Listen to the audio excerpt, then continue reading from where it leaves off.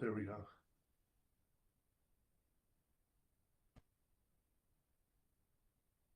Good morning, everyone. I'm going to hand this over to Adam, and we'll get started here. So, Adam, you were in charge here. Alrighty. I'll just wait for my co-host Brendan to join up. There he is. Oh, that is a weird camera angle.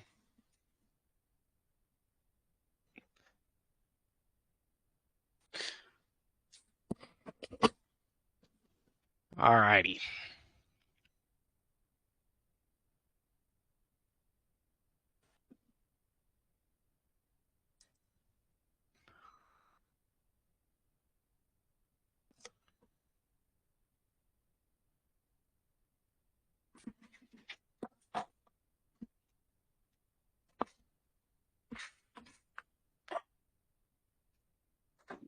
Hey, good morning, everyone. We're going to get started here in just a sec. Adam, are you ready to get started here? Yep.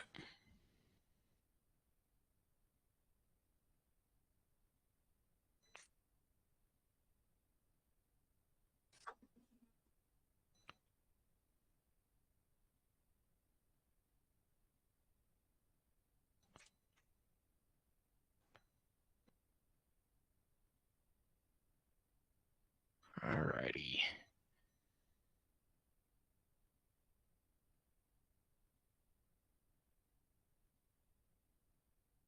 You guys want to start by introducing yourselves? 1 second.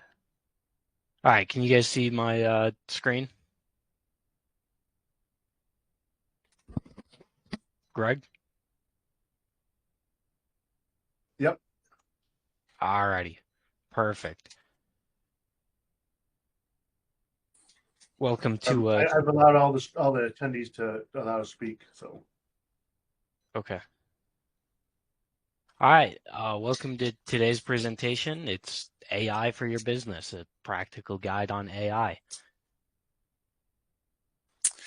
Hi, everyone. I'm Brendan Anthony. I'm currently an intern at Synthetic Systems, where I focus on IT and cybersecurity. Outside of that, I've been diving deep into AI, exploring how it can be used to streamline business operations, automate workflows, and strengthen digital security. And my name is Adam Rasmussen. I am a cybersecurity subject matter expert here at Synthetic Systems. One of my most emphasized topics lately has been the convergence of data security with AI and how that changes the cyber landscape for business, small and large alike. As business owners, you're constantly looking for ways to do more with less, and that's where AI comes in. It takes over repetitive tasks that can be automated, like scheduling or data entry, which frees up your team to focus on high-value work that actually moves the business forward. It also helps streamline how your business operates. Processes become faster, smoother, and less prone to error, which means better productivity across the board. AI is also incredibly powerful when it comes to data. It can spot patterns, highlight trends, and insights that can help make smarter and faster decisions. And finally, it helps you get the most out of your resources, whether that's your time, your people, or your tools. AI helps make sure everything is being used where it matters most. Utilizing powerful AIs in your business have plenty of applications for the boring, repetitive, or even difficult things in your day-to-day, and can augment your abilities as a leader.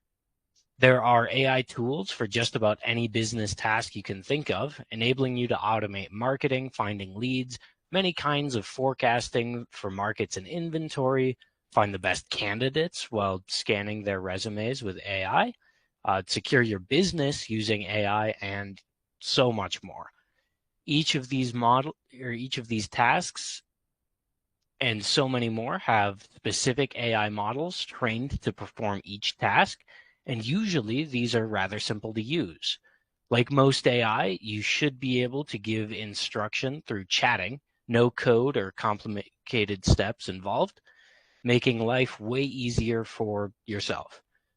To find the right AI tool, all you need to do is find a directory and search for the task that you want the AI to perform. Here are a couple examples of directories.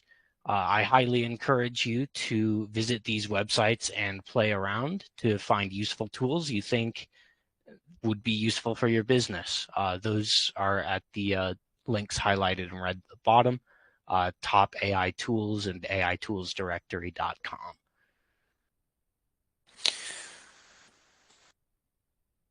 When it comes to adopting AI, there are a few common roadblocks to be aware of. First is the technical learning curve. AI tools often require specialized knowledge to set up and manage, which can be a barrier for teams without that background. Then there's integration. Many businesses still rely on older systems, and getting AI to work smoothly with those can take extra time and effort. Ethics and privacy are also key. AI needs to be responsible, especially when it's handling sensitive data or making decisions that affect people. And finally, cybersecurity. If AI systems aren't implemented carefully, they can open up the door to new vulnerabilities. These challenges aren't deal breakers, but they are things to plan for as you bring AI into your business. To make AI integration the most successful it can be, here are a few general guidelines. First, decide on the task you want the AI to perform and any specializations it may need. Whether it's industry related or task related, there are often caveats that must be worked around. Fortunately, most AIs offer free trials of their services, so you are able to experiment and find the right tool for you. Most AI tools will cost you money, depending on the resources they use, specialization, or its sophistication. The prices will vary between free and thousands of dollars. This is also assuming that you would like to use cloud-only resources and not set up a server to run its own AI internally, but this is not usually the best option for small businesses. Oftentimes, you can measure the cost effectiveness of an AI solution based on how easy it makes your tasks and how much time it saves you. Of course, in order to have the most effective use of your AI, we recommend investing in training. Using an AI, while intuitive, does have some nuance that can make use much more effective with certain strategies like prompt engineering.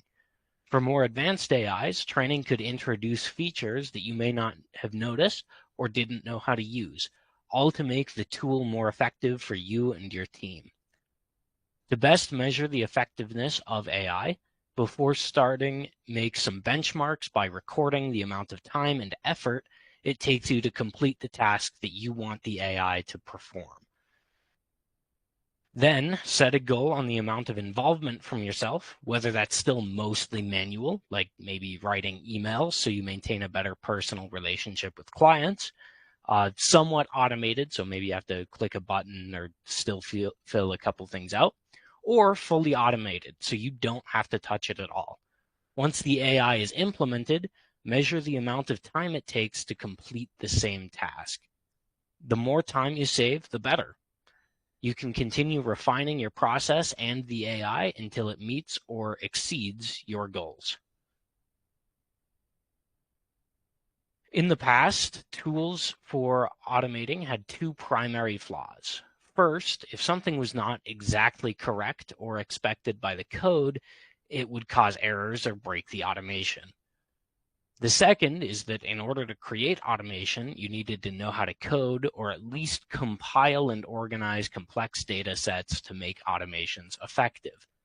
Fortunately, with AI, it's not that complicated anymore. Most apps offer easy-to-use integrations to set up your AI, and once it's done, your AI will do the heavy lifting for you to perform its task and make decisions based off of data that is given to it.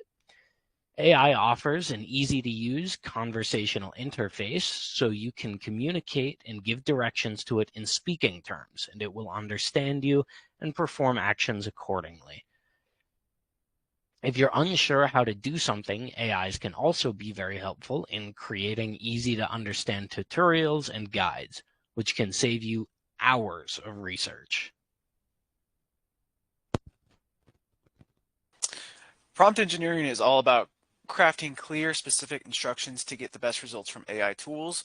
The way you phrase a prompt can completely change the quality of the output. It's not just about asking the questions, it's about guiding the AI to respond in a way that aligns with your goals. There are a few techniques that make a big difference. You might start with a basic instruction like summarize this email, or use a role-based prompt such as act as a marketing expert. You can also guide the AI step by step, ask for a specific format like a table, or set constraints like word limits. The key is to refine and iterate. The more you experiment, the better your results will be. When done well, prompt engineering unlocks the full potential of AI, making it more useful, more accurate, and more aligned with your business needs. This slide shows a few examples of how different types of prompts can shape the way AI responds. The structure and context you give really matter.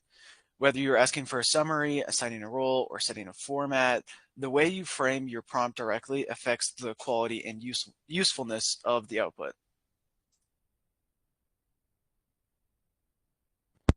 Chatbots and executive assistants are just a couple of examples of how AI can help your business save time and operate more efficiently. Chatbots can be used to improve customer service or even improve internal operations, giving your employees instant answers as opposed to waiting for a response to an email. These chatbots can be trained to act certain ways or even mimic you and your knowledge with the right training. They can access company resources to check knowledge or processes and can be used in many different areas like collaboration tools, Teams, Slack, something like that, websites, and much more. Executive assistants offer much the same capability, but will also improve your efficiency by keeping you organized in terms of tasks and meetings, and will even make sure that you respond to important emails.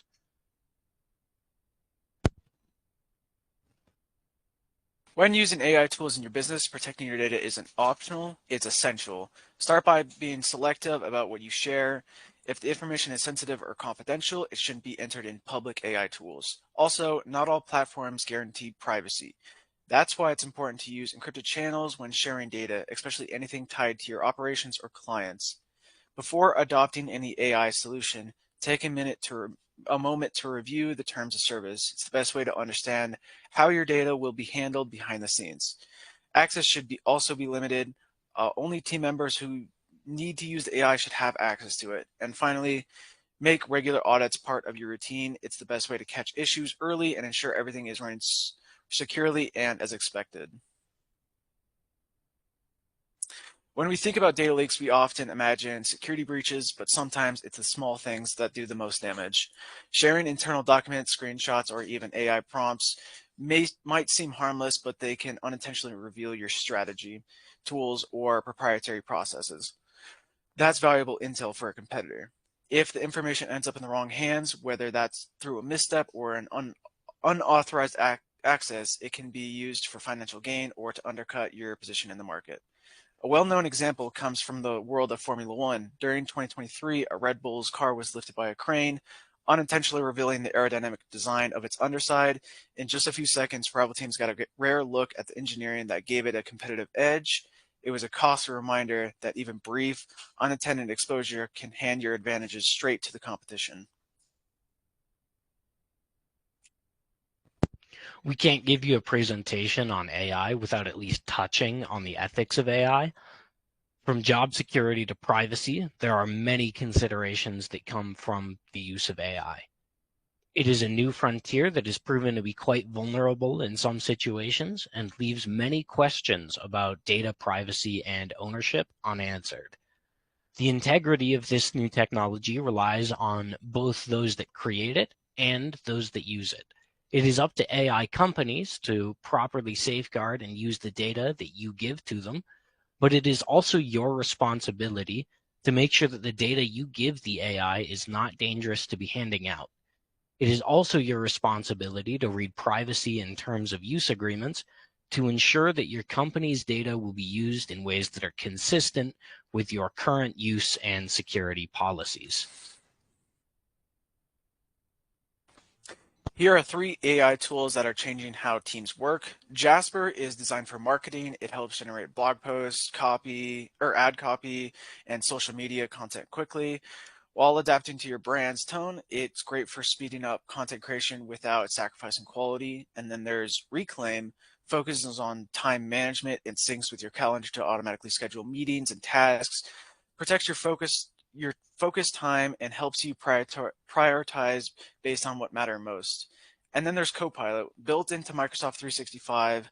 It works across Word, Excel, Outlooks, and Teams, helping you draft emails, summarize conversations, analyze data, and even recap meetings. It uses the context of your documents and calendar to offer support that actually fits your workflow. Each of these tools is built to save time, reduce manual effort, and help you stay focused on high impact work. As we've seen, AI can be a powerful tool when used thoughtfully with the right prompts, the right platforms, and the right precautions. It's not about just saving time, it's about working smarter, protecting your data, and staying competitive in a fast-moving landscape. Whether you're creating content, managing your schedule, or analyzing data, the key is to stay intentional and informed. And as AI continues to evolve, so should our approach. Thank you for joining us, and we hope you leave with ideas that can put you into action. Any questions? I have lots of questions. So can you guys tell me a little bit about what the difference is between AI and automation, and how they combine with each other? Brendan, you want to take that one, or should I? You go ahead. All right. So a traditional AI is very if this, then that, I guess. It's not good at decision making. It takes certain data and it does a specified thing with that data. The difference with AI is it can use the context of that data and changes in that data to make more informed decisions, and that gives it a more adaptable tool that you can use in many more scenarios, and it gives you a lot more flexibility as opposed to just if this, then that.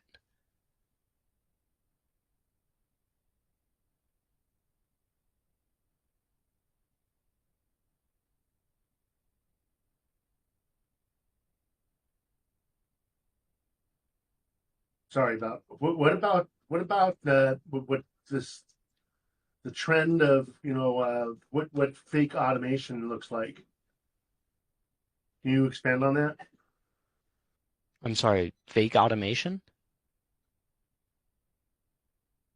Yeah. So can you talk about what's the difference between a real because what we've seen, obviously we talked about people burn weeks creating like a system, but it's really can be just a simple Google form versus what a real automation does, which replaces a workflow versus just a one-off task. Oh, okay, gotcha. So that's an important thing to note.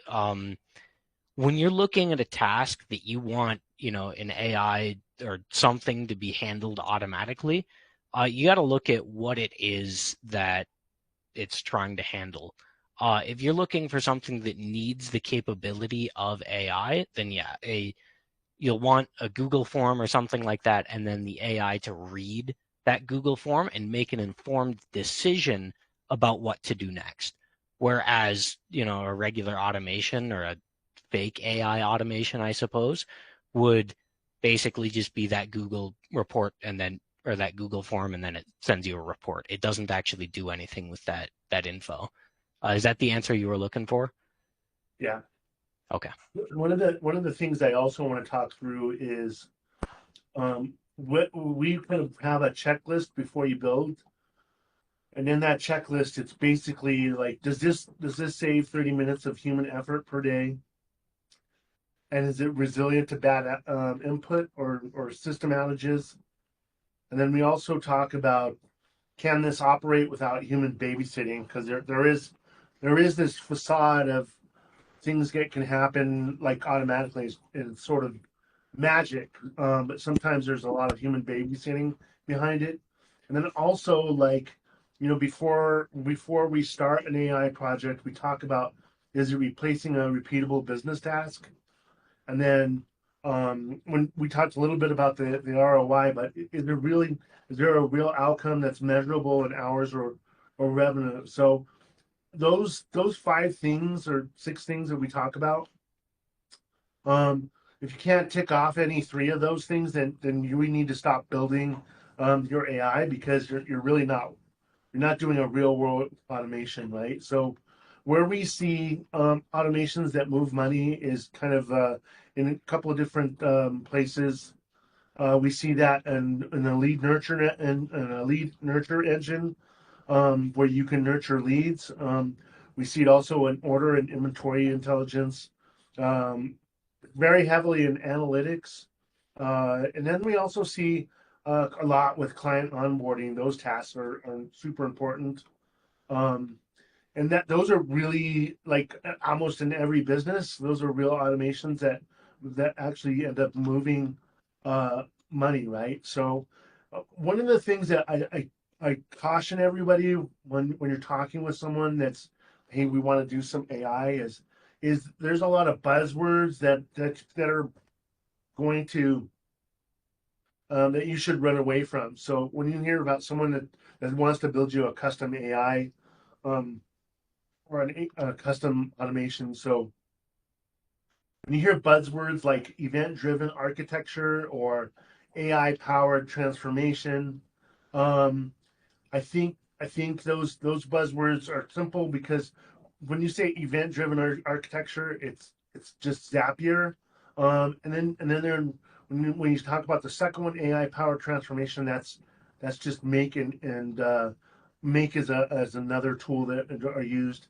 So when you hear these kind of buzzwords, really these aren't real automations. Those are just someone actually manually doing the work for them. So one of the biggest things I've seen lately is adaptive nurture journeys, which are generally emails sequences, but those are basically someone actually writing the email sequences in something like Mailchimp or ConvertKit. So there are ways that you need to look to make sure that you don't turn left, but you don't turn right, kind of thing. So that I kind of wanted to just touch a little bit on that piece of information.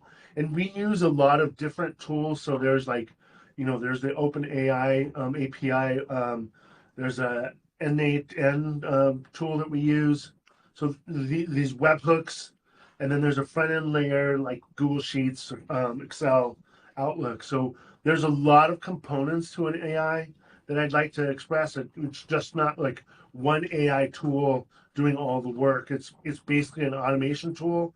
And then when we want to look at the data, as Adam said, that AI will analyze the data, and then there will be some sort of if-then statement, like, if the data is X, we want to do X, Y, Z, or if the data is Y, we want to stop. So that's kind of how the AI works, very basically.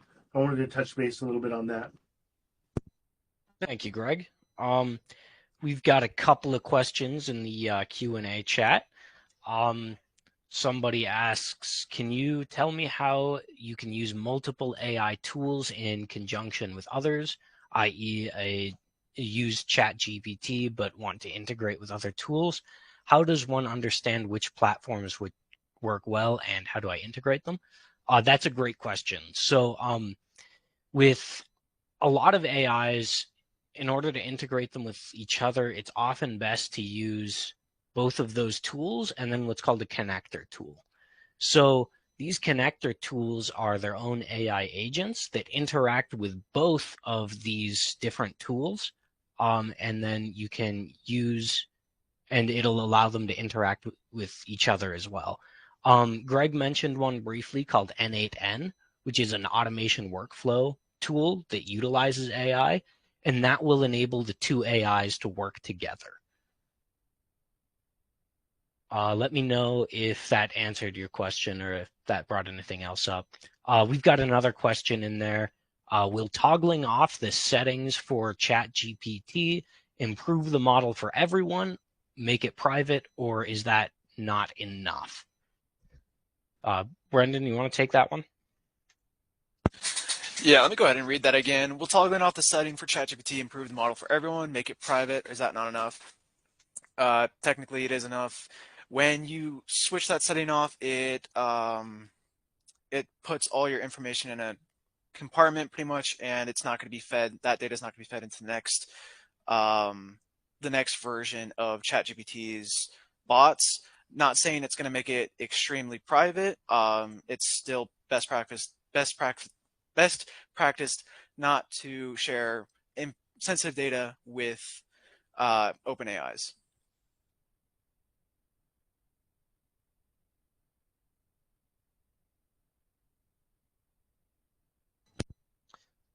Looks like somebody asked, what are the AIs?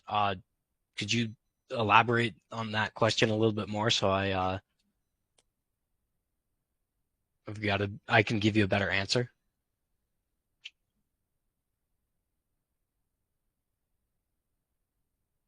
What are some of the challenges you've seen with businesses adopting AI, and what are some of the ways to overcome them?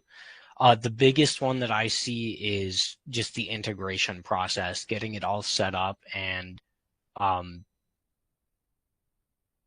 ready to go, ready to use. The way to overcome it, I mean, really, you just gotta work through it, you know. The integration process can be a bit complicated because you may have to use API keys or connector tools like I had mentioned earlier. But yeah, really it's just that getting started phase that that's the hardest to complete. After that, like we've mentioned, AIs are very simple and straightforward to use. Yeah. I think I'll jump in here also. So the biggest thing that challenge that we see is actually people don't have processes, and the other thing that we see is there's not a well written out workflow. So people will try to start doing things, and there's no workflow. And like I said, they'll say, "Oh, I want to automate this task, or I want to use AI to do this."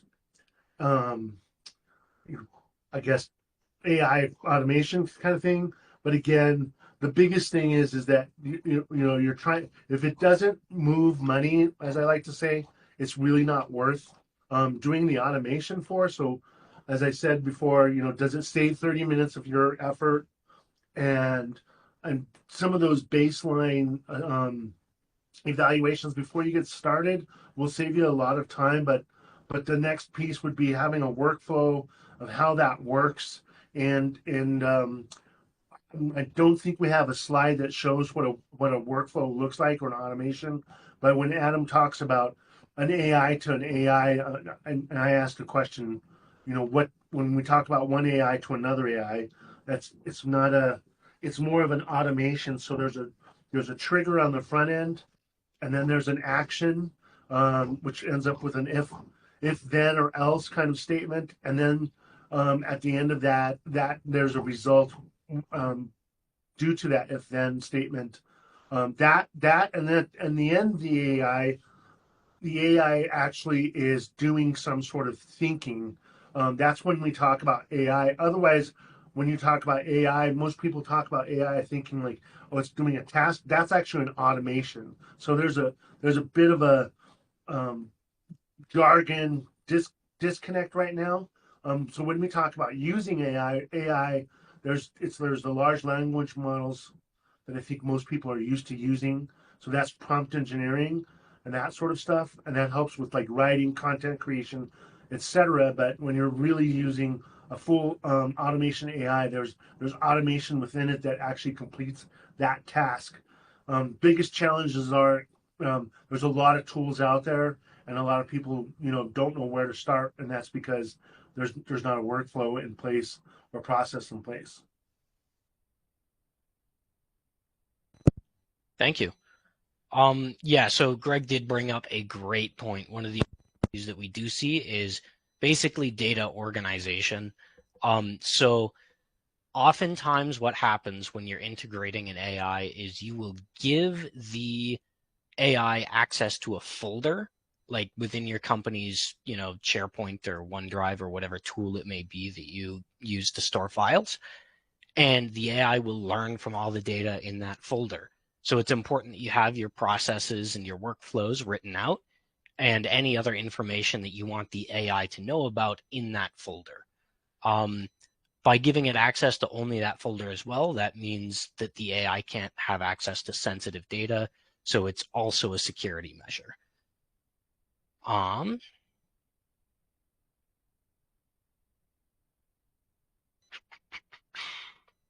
You said one AI to the other AI. Oh, so the first question I answered when we were talking about that AI connector, that could be any AI to any other AI as long as that connector supports it. So the example was ChatGPT on one end, and that needs to connect to a different tool, let's say a report creation tool.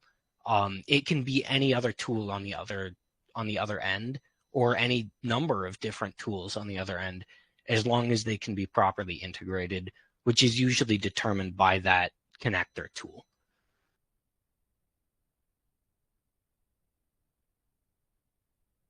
I would like to also expand on the ethics piece. So one of the areas where I think people are concerned about AI is like AI learning on its own. But the real ethics comes when you talk about the AIs that are coming with the new, what we call the fourth generation, or the fourth industrial revolution, where we're going to end up, and you'll see a lot of medical enhancements for humans. So you'll have a brain implant that will help you think better and behave better and sleep better, et cetera, et cetera.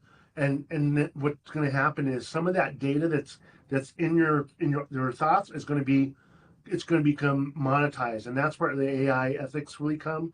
Also, when you talk about, and there are going to be enhancements, so you'll see enhancements that are going to make you kind of superhuman, and then that's going to also create a great divide between people that have and have not. So those are the ethics that are going to be pushed down into the future. However, you're going to start to see that happen really fast, because we are starting to see the implants and the other enhancements actually happening in real life. Take for instance like a Libre, um, um, your blood AC monitors right now, but that Libre is going to start to level out your insulin and sugar levels in your blood.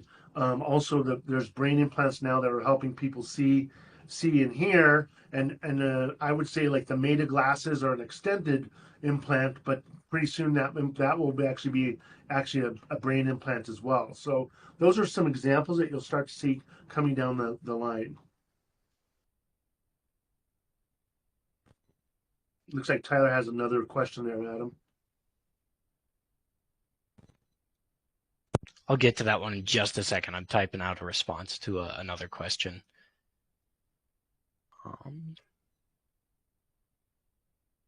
I'll also just read it as well. Somebody asked me to provide an example of a connector. A great one, I've mentioned it before, is called N8N.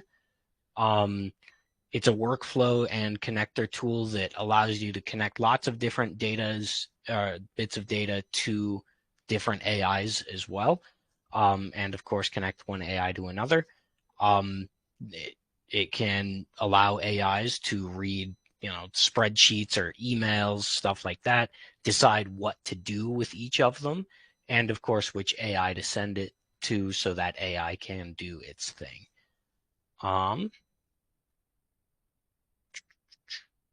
The question about the AWS N8N also is, so there's kind of the three levels of connectors. So Zapier would be like the crawl before you walk tool, and then the next one would be Make, And then the last one that we've been talking about is N8N. And N8N has a lot of AWS tools already built and templates built. So I do know that that connector works really well with AWS. So that I would start there. However, just be with a caveat is N8N is not a beginner's connector. So even Brendan and Adam are struggling to make some of those. But once you've built one, you can build 100 of them. So that's the great thing about once you've learned to build one, you can repeat the process over and over.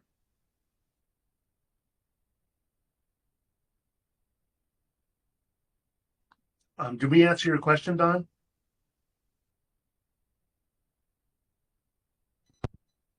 And Tyler as well, if you would like any more elaboration on that, I'm happy to answer any more questions. Why don't you elaborate?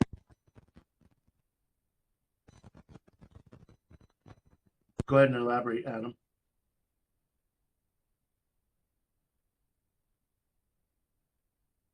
Did you hear me? Yeah, I heard you. You gave a pretty solid answer. If Tyler wants to know anything else, then he can ask and I'll answer.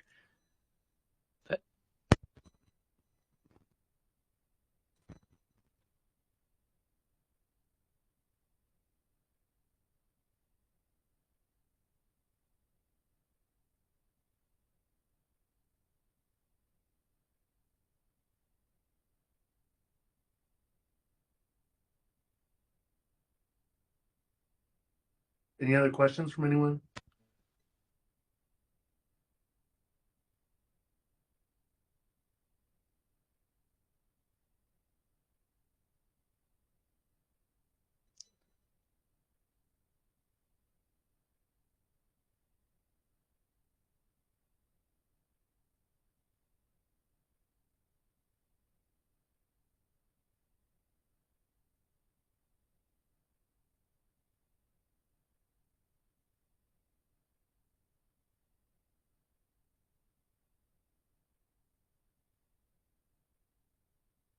Don, okay, so um, Zapier, and then it's N number 8N is the other one, and then Make is the third one.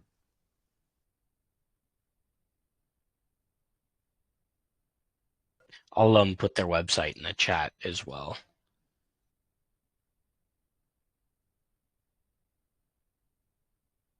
For N8N, that is.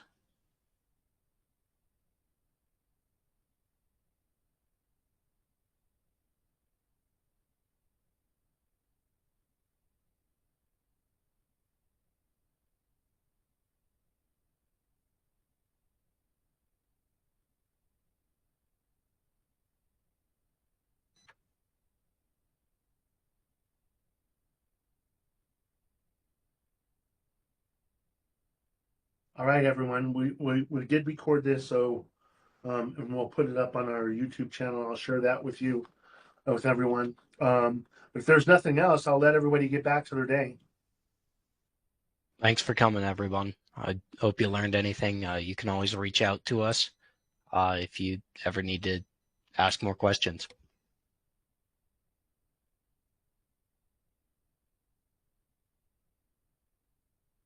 All right, we'll let everybody sign off and everyone can get back to their day. Have a great week this week, and we'll talk to you soon. Thanks for attending. Bye.